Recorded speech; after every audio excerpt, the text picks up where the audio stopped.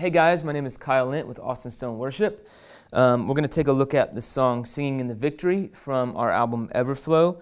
I'm just going to walk you through the different parts that I play and kind of some of the sounds that I use. You can grab some of my patches on our website if you want to use the exact Big Sky and Timeline patches that I'm using. So I'll just walk you through the parts and then I'll play through the whole song for you. So sound-wise, this song is pretty simple. I have to leave the same sound on the entire song when I play it live. For the record, obviously things were a little bit different, but to play it live, I leave the same sound on, and it's this hall setting on the Big Sky and this dotted eighth setting on the Timeline, which is just a digital delay. So several parts in this song, and they kind of changed quite a bit as we've played this song over the last year or so, but I'll kind of show you where I've landed with the parts live. They're slightly different than are on the record, but pretty much still the same.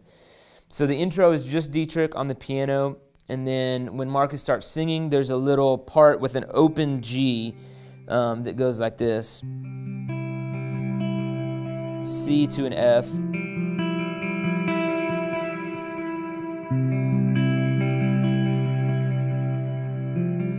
And then it goes up to an A minor, still with that open G string ringing.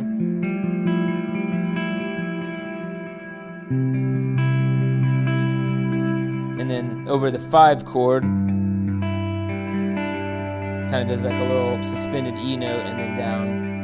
And then when the drums and bass kind of swell in, I change that part slightly and I get away from this E note and go to the C. So when the drums come in, it goes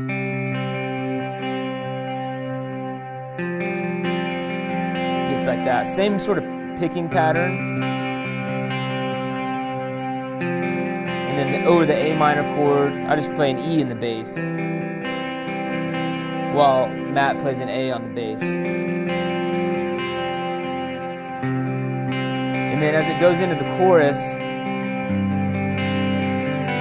then I start a pattern that I do in every subsequent chorus, but the first chorus, which is a down chorus, is slightly different, and it goes like this.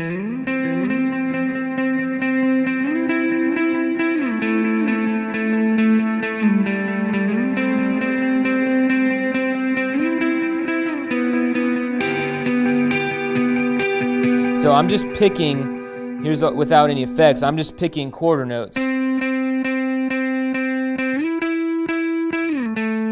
But with the effects, does a dotted eighth thing. And then it jumps into the turnaround part, which I jump to the bridge pickup and I put on a little extra gain. And the little turn part looks like this.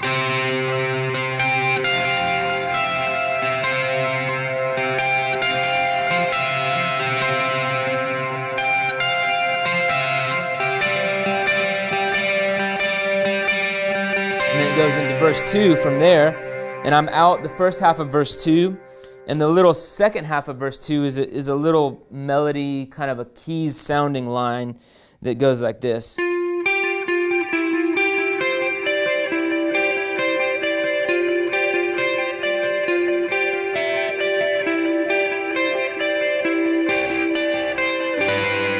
That, and then we get into chorus 2. Chorus 2 is the same part, but now I'm playing octaves. So jump on a extra overdrive, and then chorus 2 and all the other subsequent choruses look like this.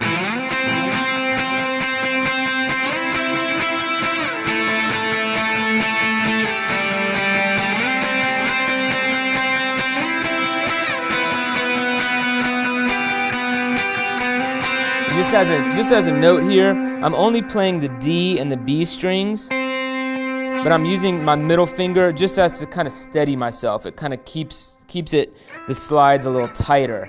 If you just play like this, you kind of slide in weird places. So middle finger's not playing anything, even though it kind of looks like it. I'm just using it to steady myself. So the rest of the chorus.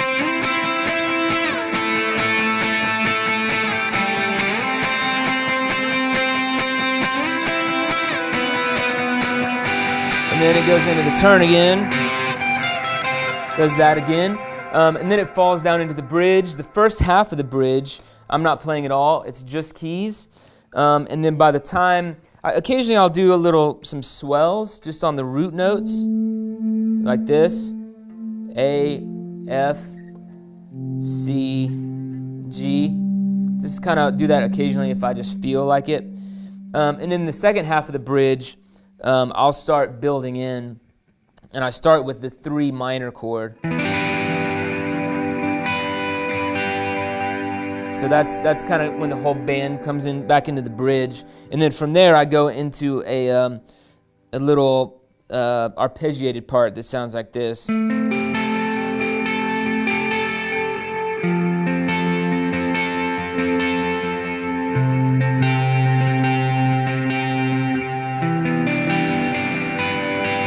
then I just kind of build it by jumping to the bridge pickup and just strumming.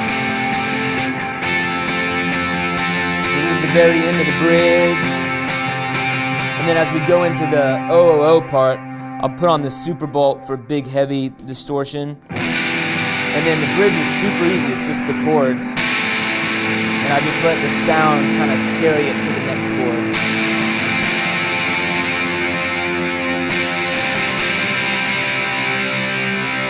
So over the O's, it's just a minor, F, C, G. So I'm just playing just the chords, nothing else. And then for the very last chorus, I'll usually leave that heavy distortion on, just for a little extra boost. And then it goes into the chorus. And then the outro turn is slightly different because I'm also mimicking the repeating O part that kind of happens as a call and response. So I've already showed you the turn, but here's the very last turn at the outro part of the song. It looks like this.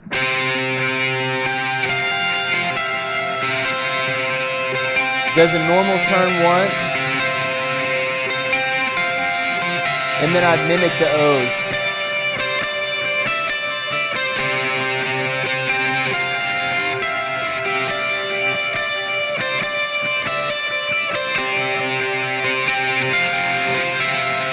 And then there's a down chorus, and I'll turn all my heavy distortion off, and usually just kind of do some volume swells on that very last chorus, just as needed. If we're ending the set, I probably won't. I'll just let Dietrich take it on the keys. But if we're going into another song, I'll kind of help swell just to keep it a smooth transition. So that's how to play all the parts for Singing the Victory, and I'll play the whole tune for you now.